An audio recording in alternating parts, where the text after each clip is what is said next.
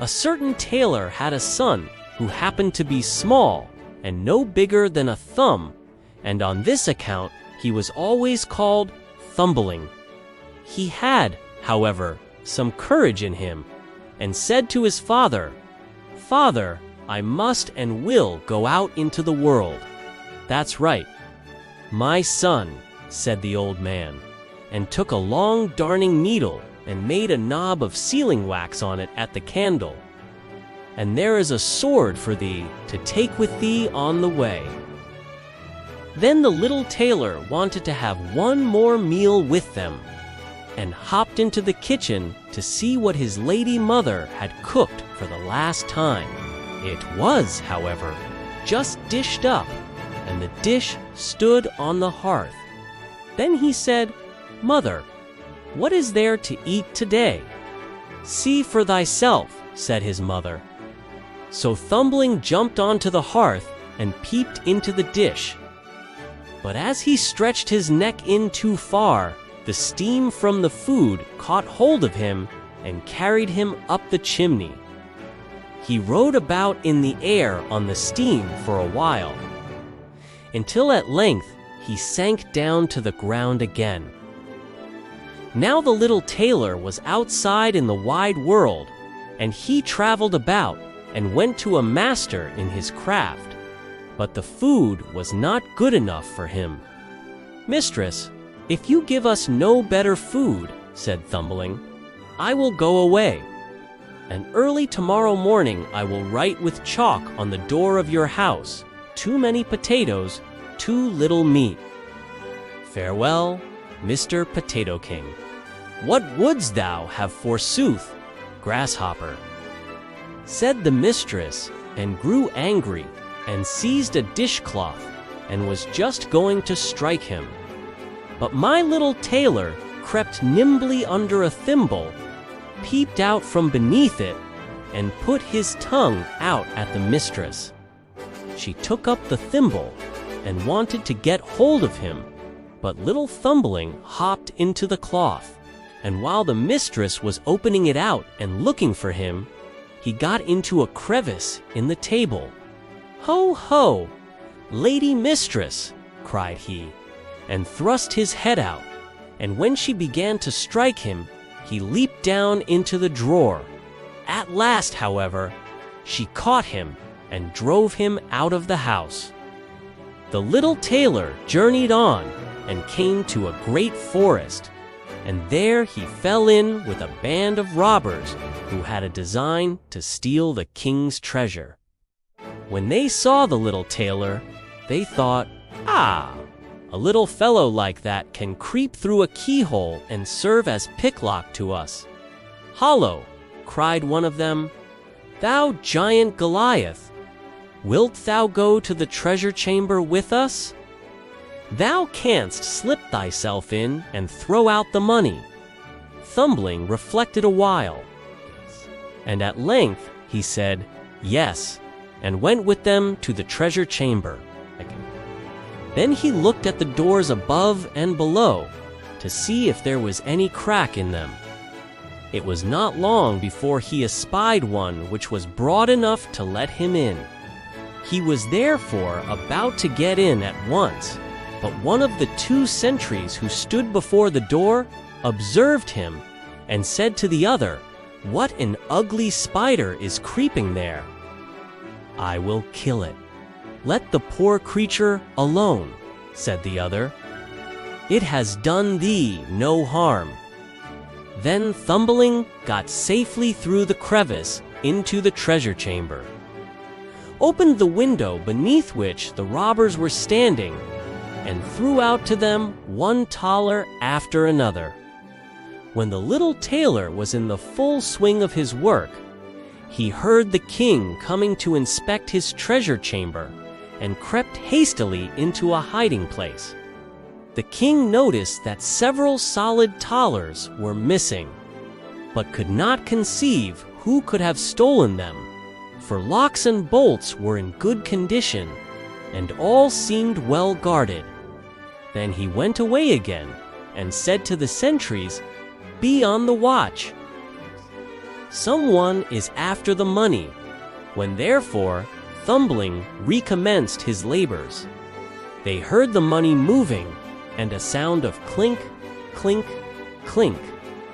They ran swiftly in to seize the thief, but the little tailor, who heard them coming, was still swifter, and leaped into a corner and covered himself with a tailor, so that nothing could be seen of him, and at the same time he mocked the sentries and cried, "Here am I."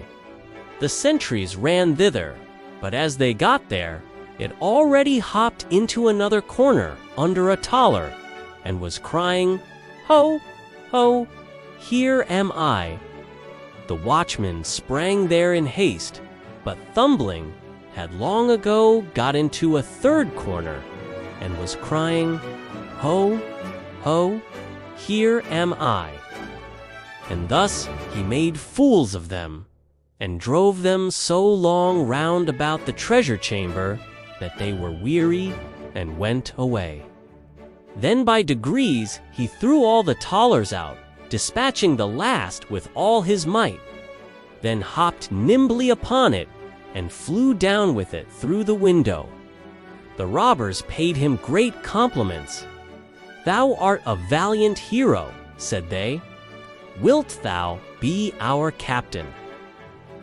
Thumbling, however, declined, and said he wanted to see the world first. They now divided the booty, but the little tailor only asked for a cruiser because he could not carry more. Then he once more buckled on his sword, bade the robbers goodbye, and took to the road. First, he went to work with some masters, but he had no liking for that, and at last he hired himself as manservant in an inn. The maids, however, could not endure him, for he saw all they did secretly, without their seeing him, and he told their master and mistress what they had taken off the plates and carried away out of the cellar for themselves. Then said they, "Wait, and we will pay thee off," and arranged with each other to play him a trick. Soon afterwards, when one of the maids was mowing in the garden, and saw Thumbling jumping about and creeping up and down the plants, she mowed him up quickly with the grass, tied all in a great cloth, and secretly threw it to the cows. Now amongst them there was a great black one, who swallowed him down without hurting him. Down below, however, it pleased him ill, for it was quite dark, neither was any candle burning. When the cow was being milked, he cried, "Strip, strap, strull, will the pail soon be full?" But the noise of the milking prevented his being understood. After this, the master of the house came into the cow byre and said, "That cow shall be killed tomorrow." Then Thumbling was so alarmed that he cried out in a clear voice, "Let me out first, for I am shut up inside her." The master heard that quite well, but did not know from whence the voice came. "Where art thou?" asked he. "In the black one," answered Thumbling. But the master did not understand what that meant, and went out. Next morning the cow was killed.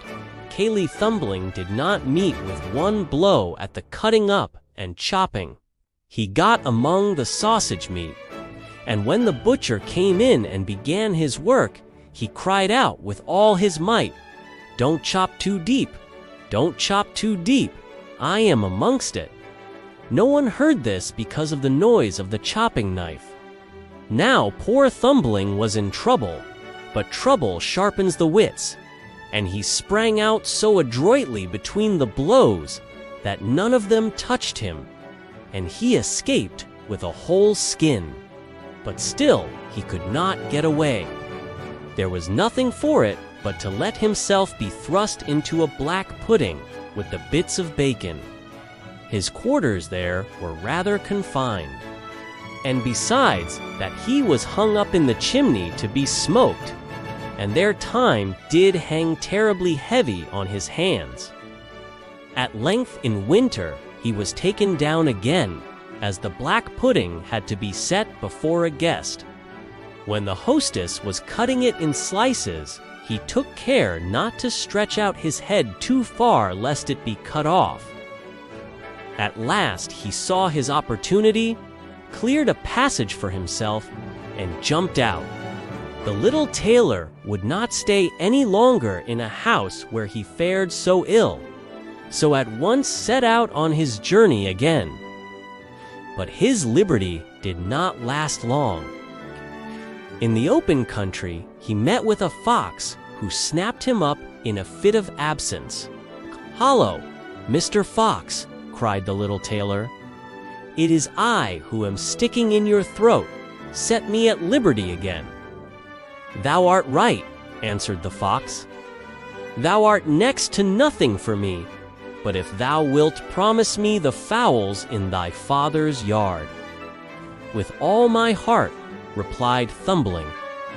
"Thou shalt have all the cocks and hens that I promise thee." Then the fox let him go again, and himself carried him home. When the father saw his dear son, he gave the fox all the fowls. "For this I bring thee a handsome bit of money." And Thumbling gave his father the cruiser which he earned on his travels. But why did the fox get the chickens? You goose, your father would love his child far more than the fowls in the yard.